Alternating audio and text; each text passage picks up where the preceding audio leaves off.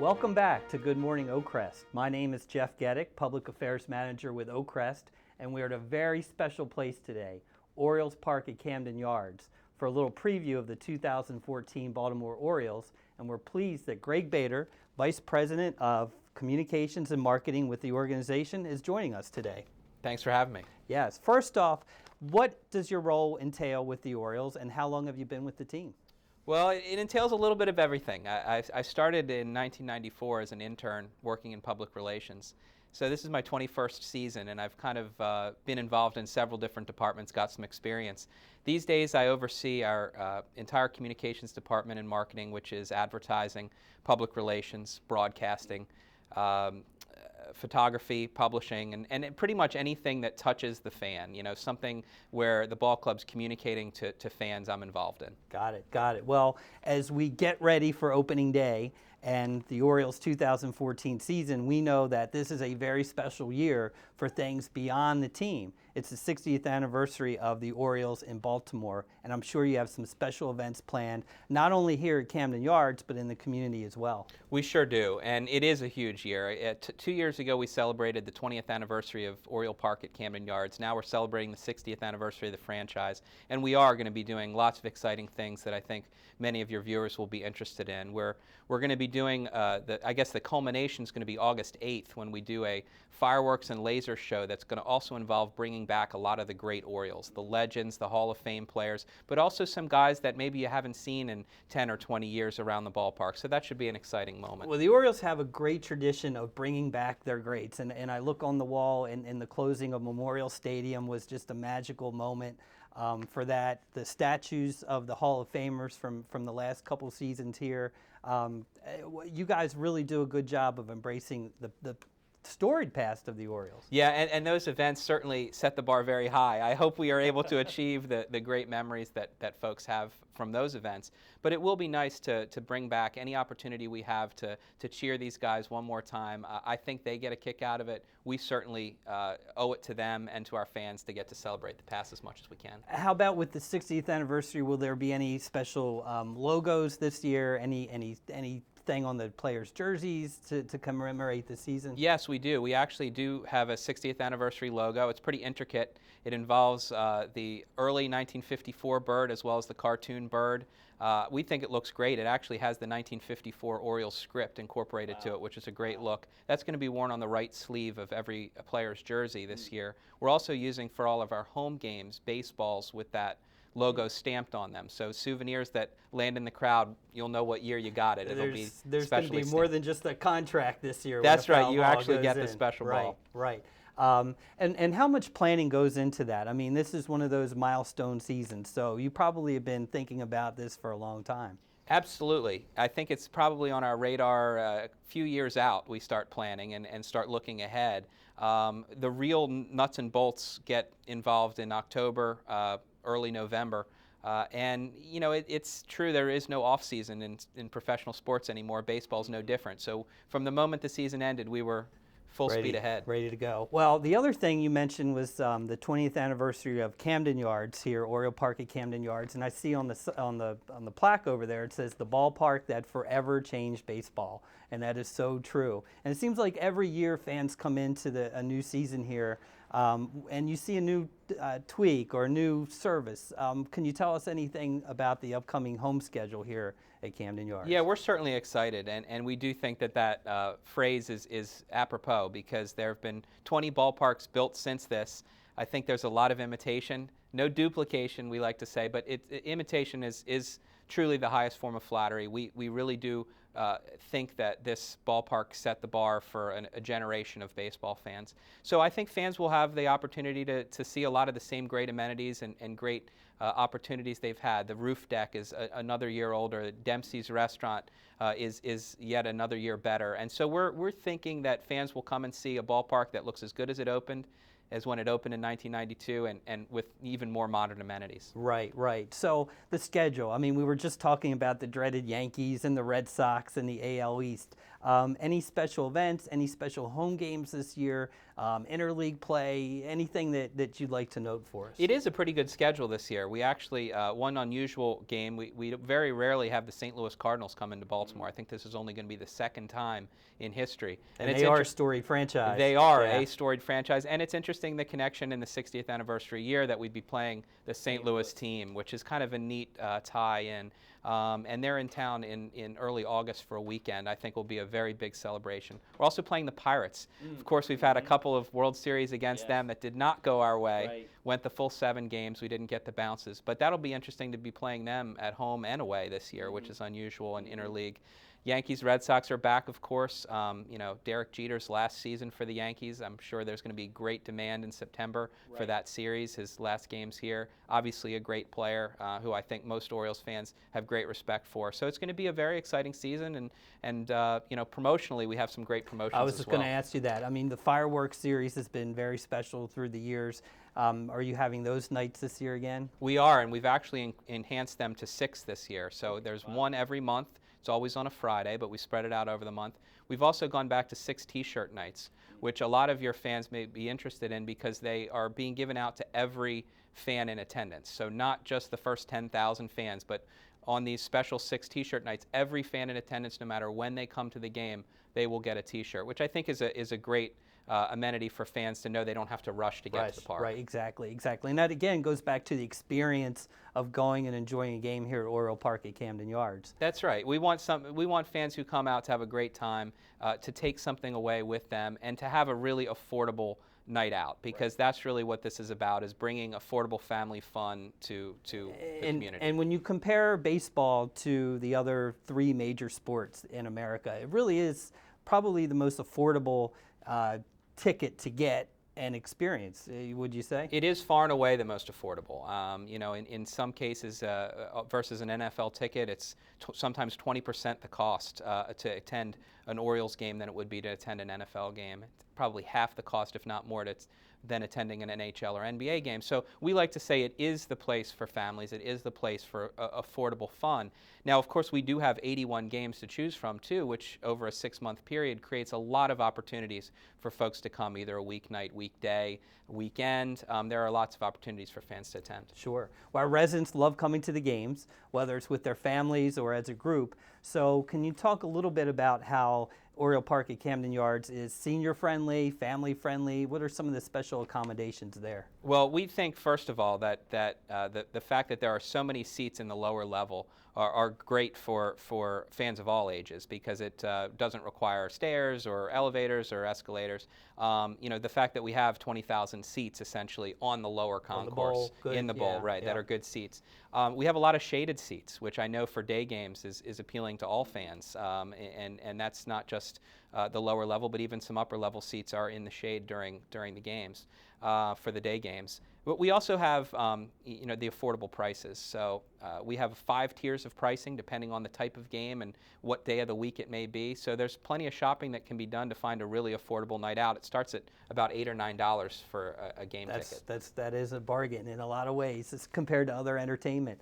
Now, our residents, believe it or not, are becoming more tech savvy by the day, it seems like. We have an iPad users club that meets regularly. We have a computer group that has classes. So our residents are using that to connect to their grandkids and to their family and for their own personal use. But how can they follow the Orioles via the web? Well, that's fantastic to know. We actually direct all of our fans to Orioles.com/connect. And from there, you'll see all of the various social media platforms and way you can interact electronically with the Orioles. So our Facebook page, our Twitter page, Instagram, and all of the other platforms. It's also a place where you can sign up for our Warehouse Wire newsletter, which is free, and it's emailed to fans. And you can essentially select how often you receive it and what types of messaging you get. Well, that's important, you know, because people value their privacy and also the amount of things that are sent to their email box, for sure. Definitely. If you just want to receive information about breaking news, new player signings, or a player that's been recalled or sent down, you can do that. If you want to get ticket deals, you can do that. So you can pick and choose how often, essentially, you hear from us and on what topics. Gotcha. What is the Orioles website? Orioles.com. So Okay. just type that in the browser. And the best thing to know is that if you've gone on Google and searched for Baltimore Orioles or Orioles, come right up. it should be the #1 slot, and you just click that, go right to our site. And then once you're on the site, any type of transactions you do, purchasing tickets, et cetera, is all protected. Your information can't be lost or stolen. I know that's certainly a concern from everybody these days with privacy. So it's something that we encourage our fans actually to buy online because of the security. MLB actually oversees all of the 30 teams' websites, so this is not done independently. So we can be sure that it's going to be very professionally done. Gotcha, and that's important. So it sounds like all those factors have been taken in. What is the Facebook page? Is it, what's the? Facebook.com/Orioles. Okay. And then Twitter is @Orioles. @Orioles. So okay. it's we kept it nice and simple. Long gone are the days where we had to be creative with our name. We have Orioles pretty much on everything. Remember that, Oakcrest residents, for all the social media events we've had, Twitter and Facebook for the team. So it's a great segue for really my last question. We've talked about all these great events and the schedule and the 60th anniversary. What is the easiest way or all the ways that folks can purchase tickets this season? There's multiple ways. So Orioles.com/tickets is probably the easiest way, or just go to the main page, Orioles.com, and you can take it from there. There would be ticket fees, but you can print your tickets out at home for free. So if people have a printer at home and want to just print them out on paper, they're barcoded. You never have to go to will call or wait in line. There's also 888-848-BIRD, which is a call center that you'll get somebody who knows the ballpark and can help talk you through the transaction. What is that number again? 888-848-BIRD, B-I-R-D. And then the other way is simply to come down to the stadium. You can come on a non-game day, or you can come the day of. Typically the non-game days have a lot fewer people down here trying to wait in line, but that is a way to avoid any type of surcharge or per ticket order fees, is to buy directly through our box office here at the ballpark.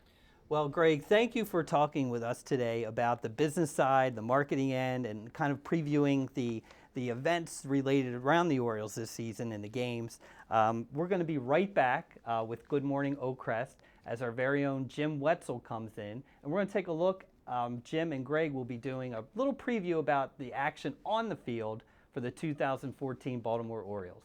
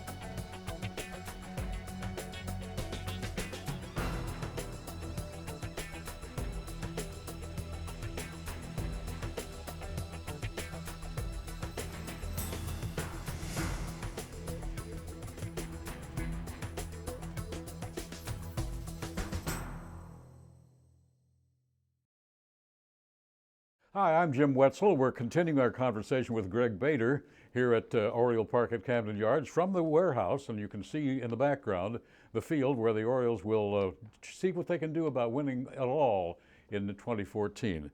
Now, Greg, you were talking earlier with Jeff about some of the things regarding the front office operation and so on. Let me get to some of the player personnel. We know that Manny Machado, for example, is going to be starting the season on the disabled list.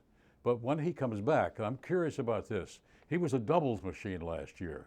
Do you think if he's back in good shape and puts on some weight that those doubles might turn into home runs? They sure may. It'll be interesting to see. It certainly seems to be a trend with some younger players as they develop that those doubles do go over the fence in later seasons. But what's amazing about him is just how young he is and how good he is now. So the fact that he's able to hit 50 doubles in a season, and he actually did it in about 2/3 of the season, and then his doubles trailed off near the end, is quite amazing. And the fact that he's 21, going to be 22, it's great to see that he already has established himself as such a great defender as well. The fact that he won the Gold Glove and was presented with the Platinum Glove, meaning that he was the greatest overall defender in the league, not just at his position. So the fact that he's already established in that way, I think, is a great sign. It blows my mind that he came up here essentially as a shortstop, then moved over to third base and had the kind of a season you're talking about. That's right, and I think a lot of your viewers are probably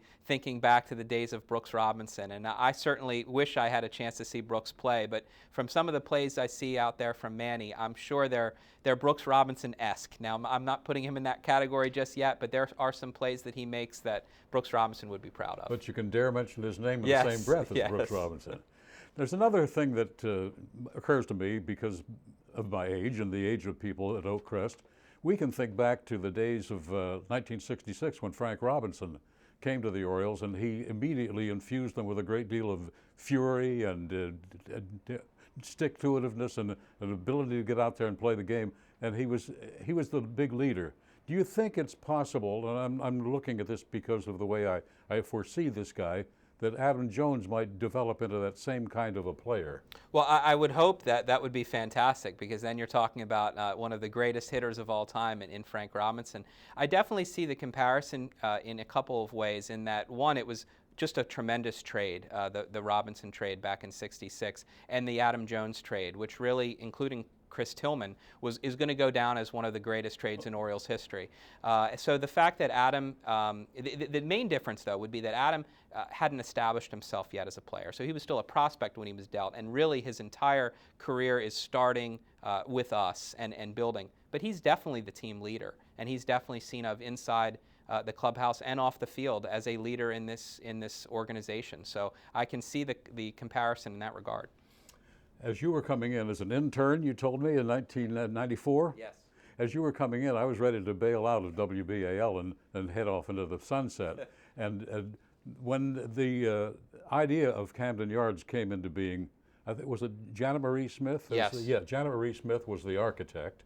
And they said, those of you who are in the media, if you would like to offer a suggestion as to the architecture of this place, please do so.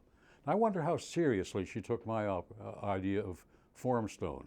Well, yeah, that would be an interesting concept. I like the Baltimore Tie-in, certainly. I bet you she did take it seriously, because she took everybody's opinion seriously. In fact, there was a discussion about this building that we're sitting in now and whether the B&O warehouse would be leveled to make room for the views of the city and the harbor. Yes. And I think anybody thinking back to that can't imagine what this ballpark would be without this incredible brick, authentic building over the right field wall. So I bet you it was actually strongly considered. I think the brick and steel outside that we went with certainly works very well for the neighborhood, but any sort of Baltimore ties, I bet, were taken very seriously. You know, you're exactly reading my mind, because I was perhaps among those who thought, hey, maybe they ought to tear that baby down and so you can see the inner harbor and so on and so on. But as you say, it's tough to imagine Camden Yards without the warehouse. It is, and when those suggestions, I think, were being made, in fairness, the warehouse had not been refurbished, and it really didn't look so great from the outside. Once they were able to get whatever it was with sandblasting or however they cleaned it off, and you could see that the old Warehouse A and Warehouse B numbers were still there. The windows, once they were repaired, had that beautiful shape to them. I think at that point people realized, wait a minute, we've actually got a pretty nice jewel sitting right here. We don't need to touch it. Greg, I thought I was being magnanimous when I suggested that I would give $100 to any ball player who could hit the bromoseltzer tower. And and it's still in effect. If I do, I will. I'll make sure to spread the word. I appreciate that.